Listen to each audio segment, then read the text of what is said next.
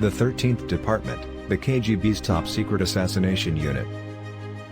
Moscow's long history with the dark arts includes suspected assassination attempts known internally as executive action or liquid affairs.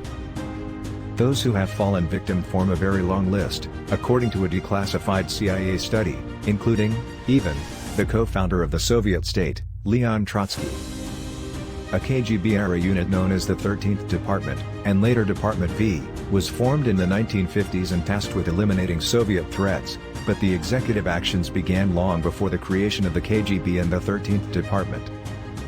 The Soviet Directorate of Special Tasks was reportedly formed within the Interior Ministry in 1936 for terrorism purposes. A decade later, Spetsburo No. 1 supported indirect partisan activities behind enemy lines and engaged in sabotage and violent activities. The 13th Department employed up to 60 staff at its Moscow HQ in the 1960s, with satellite units operating at various times in East Germany, China, and Austria. According to the CIA, their targets were USSR citizens, Soviet émigrés, and foreign nationals. Their weapons of choice included chemical spray guns that induced heart attacks, strychnine-laced chocolates, and miniature guns disguised as cigarette cases. Many known or suspected executive action cases in the post-war period have involved the use of poison rather than guns or explosives, the CIA noted in a 1975 briefing. It is conceivable that the Soviets tend to favor poisons because murders can be accomplished more surreptitiously in this manner and in some instances without leaving easily recognizable traces of foul play.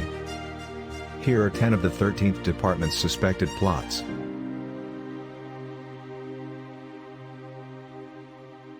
When KGB assassin Bogdan Stashinsky defected to the West, he confessed to 2 sensational murders that seemed to be ripped from the pages of a spy novel.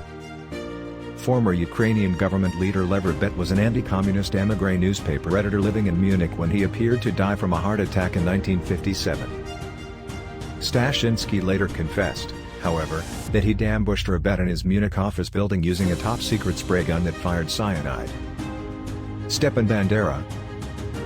In a second, equally shocking murder, Stashinsky said he used a similar type of spray gun to kill Ukrainian resistance leader Stepan Bandera in 1959. Bandera collapsed on a Munich street. The cause of death was eventually ruled as poisoning by cyanide gas. Stashinsky defected to West Berlin and confessed all to Western authorities, explaining that the KGB threatened to arrest his family if he did not to kill for the Soviet Union. He also described 2 laboratories associated with the 13th Department, one produced special weapons and explosives, the other developed poisons and drugs for special tasks. Despite cooperating with the authorities, Stashinsky was sentenced to 8 years in prison. In 1966, he was released on parole, however, and reportedly handed over to the CIA. U.S. President John F. There are dozens of conspiracy theories around U.S. President John F. Kennedy's shooting on November 22, 1963, including at least one involving the Soviet Union. Lee Harvey Oswald, a former U.S. Marine charged with Kennedy's assassination, had ties to the Soviets.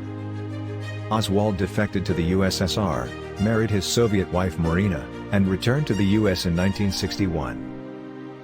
Declassified documents show Oswald visited the Soviet embassy in Mexico City on September 28, 1963, and spoke to Valery Kostikov, identified as a member of the KGB Assassination Department.